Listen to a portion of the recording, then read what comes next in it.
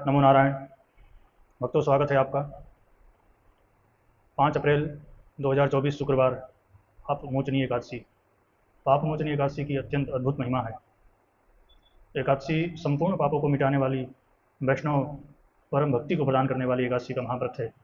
व्रतों की महारानी जो कोई है वह एकादशी है। एकादशी महिमा की अद्भुत गाथा है। भक्तों, पाप मोचनी एकादशी की ऐसी महिमा है कि भूत प्रेत पिशाच आदि की साया हो, उसको भी यह पाप मोचनी एकादशी का व्रत करने से भूत प्रेत इत्यादि साया भी नष्ट होता है और जन्म जन्मांतर के किए हुए पाप नष्ट होते हैं। एकादशी हमेशा व्रत करने योग्य है। सदा सभ्या हमेशा एकादशी का व्रत करना चाहिए। और कोई व्रत करे या न करें, पर एकादशी का व्रत अवश्य करना चाहिए। एकादशी निष्ठा, नाम निष्ठा, वैष्णव निष्ठा ये हमारे अंदर होनी ही चाहिए, सभी सनातनियों के अंदर। पाप मोचनी एकादशी की ऐसी कथा है कि चैत्र रथ नामक एक सुंदर वन है। उस वन में इंद्र देवताओं के साथ में आकर के रमण करते हैं, अप्सराओं को लेकर के, गंधर्वों को लेकर के चैत्र रथ वन में इंद्र आते हैं। एक बार देवराज इंद्र चैत्र रथ वन में आते हैं। एक बार देवराज इंद्र गंधर्वों के साथ में, अप्सराओं के साथ में चैत्र रथ नामक सुंदर वन में आए। मंजू घोषा नाम की एक सुंदर अप्सरा थी। देवराज इंद्र ने देखा कि च्यवन ऋषि के पुत्र मेधावी ऋषि चैत्र रथ जो सुंदर वन था वहाँ पर मेधावी ऋषि तपस्या कर रहे थे। देवराज इंद्र का स्वभाव है कि कोई भी संत को, कोई भी महात्मा को तपस्या साधना करते हुए इंद्र देख नहीं सकते हैं। तो इंद्र ने तपस्या भंग करने का आदेश मंजू घोषा अप्सरा को दिया। मंजू घोषा ने जब मेधावी ऋषि का दर्शन किया तो मोहित हो गई मेधावी ऋषि के ऊपर। मेधावी ऋषि सुंदर, युवान, दिव्य चेहरा था, सुंदर, बहुत सुंदर दिख रहे थे मेधावी ऋषि। तप का तेज था, साधना का तेज था। तपस्या भंग करने के लिए मंजू घोषा अप्सरा ने सुंदर गीत नृत्य करना प्रारंभ किया। कामदेव ने भी उस मंजू घोषा अप्सरा को सहयोग किया।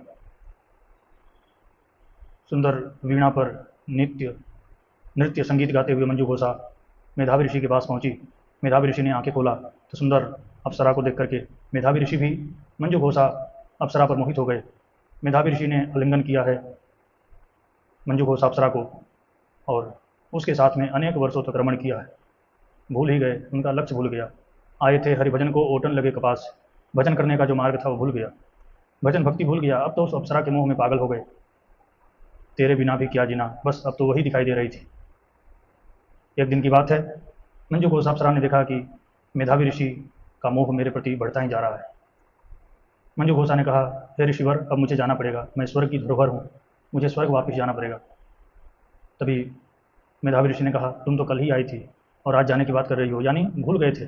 पूरी तरह से मेधावी ऋषि उसके मोह में भूल चुके थे, उनको पता भी नहीं चला। तभी मंजू घोषा ने कहा, महाराज 57 वर्ष तक मैं आपके साथ हूँ, 57 वर्ष से आपके साथ मैं हूँ। ऋषि ने कहा, नहीं, आज रात्रि रुक जाओ। ऐसे करते करते 9 महीने बीत गए। 57 वर्ष 9 महीना 3 दिन तक मंजू घोषा मेधावी ऋषि के साथ में रही। अब मंजू घोषा ने कहा, महाराज अब मुझे जाना है, आज्ञा दीजिए। ऋषि ने कहा, रुक जाओ, एक रात्रि और रुक जाओ। मंजू घोषा ने कहा, महाराज आपकी रात्रि बहुत बड़ी है, मुझे स्वर्ग जाना पड़ेगा, मैं रुक नहीं सकती। तभी ऋषि को याद आया कि मैंने इस अप्सरा के मोह में अपना सब कुछ त्याग दिया, इतने वर्षों का तपस्या साधना सब मैंने इसके पीछे सारे तपस्या को व्यर्थ कर दिया। मोह पास यही कर न बंधाया, सो नर तुम समान रघुराया। तुलसीदास जी ने रामायण में कहा है कि जिसको मोह का पास, स्त्री का मोह, पुत्र का मोह, धन का मोह जिसको नहीं बांधता है वह साक्षात हे राम जी, हे रघुनाथ आपके समान है। सो नर तुम समान रघुराया, जिसको मोह पास अपने बंधन में नहीं बांधता है वह साक्षात ईश्वर है, साक्षात परमात्मा है। तमन्नाओं ने हमको गर्दा कर दिया, वरना हम खुद खुदा होते। हमारी तमन्नाओं ने, हमारी चाहतों ने हमको पीछे ढकेल देता है, हमें वो मंजिल प्राप्त नहीं हो पाती है उस तमन्नाओं के चक्कर में। ऋषि को बड़ा पश्चाताप हुआ, ग्लानि हुआ कि मैंने 57 वर्ष 9 महीना 3 दिन इस अप्सरा के पीछे व्यर्थ ही गवा दिए।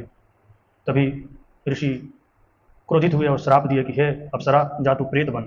प्रेत बनने का श्राप दिया है मेधावी ऋषि ने। अप्सरा रोने लगती है, महाराज मुझे क्षमा करें, मुझे माफ़ करें, मैंने आपका संग किया है, आपके साथ रहा है। संत करुणावान दयावान होते हैं, संत को दया आ गई। संत ने कहा, हे अप्सरा, जा तो चैत्र मास में कृष्ण पक्ष में आने वाली जो पाप मोचनी एकादशी है उसका व्रत करेगी तो तेरे पाप नष्ट हो जाएंगे, तो पिशाच पीड़ा से मुक्ति तुझे प्राप्त होगी, प्रेत पीड़ा से मुक्ति मिलेगी और तुम फिर से पुनः अप्सरा बन करके स्वर्ग में निवास करोगी। ऐसा बोल करके मेधावी ऋषि वहाँ से अपने आश्रम में जाते हैं। च्यवन ऋषि उनके पिता के पास चमन ऋषि ने कहा, बेटा तुम्हारे मुख पर तेज नहीं है, तुम्हारी मुख की कांति मलिन दिखाई दे रही है, कारण क्या है? तभी मेधावी ऋषि ने कहा, पिताश्री मैंने अप्सरा का संग किया है, उसके साथ रमण किया है। चमन ऋषि ने कहा, बेटा तुमने बहुत बड़ा अपराध किया है, तुम भी पतित हुए हो, तुम्हें भी दोष लगा है, तुम्हें भी पाप मोचनी एकादशी का व्रत करना चाहिए। सविधि पूर्वक पिता की आज्ञा के अनुसार मेधावी ऋषि ने भी पाप मोचनी एकादशी का व्रत किया और पापों से मुक्त हुए मेधावी ऋषि। भक्तों, यह पाप मोचनी एकादशी जाने अनजाने में किए हुए पापों को मिटाती है, जीवन को सतमार्ग पर लाती है। 1000 गौदान करने का फल बताया गया है पाप मोचनी एकादशी का व्रत। 1000 गौदान करने का फल प्राप्त होता है एकादशी का, पाप मोचनी एकादशी का कोई व्रत करे तो। कोई सुरापान किया है, दारू मदिरा पिया है, उसका भी पाप का नष्ट होता है पाप मोचनी एकादशी व्रत करने से। कोई पर स्त्री गमन किया, पर स्त्री का संग किया है, वह भी पाप मोचनी एकादशी का व्रत की करे तो उसके पापों से मुक्ति मिलती है। अद्भुत महिमा है एकादशी की। 5 अप्रैल 2024 पाप मोचनी एकादशी है।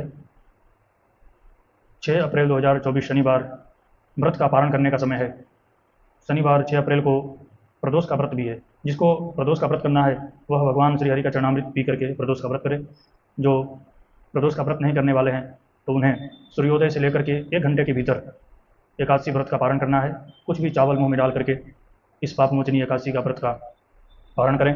गौदान के निमित्त में कुछ दान दक्षिणा अर्पण करें भगवान को, अथवा गाय माता को हरा घास खिलावें। दान पुण्य करके इस अद्भुत एकादशी व्रत का संपूर्ण फल प्राप्त करें।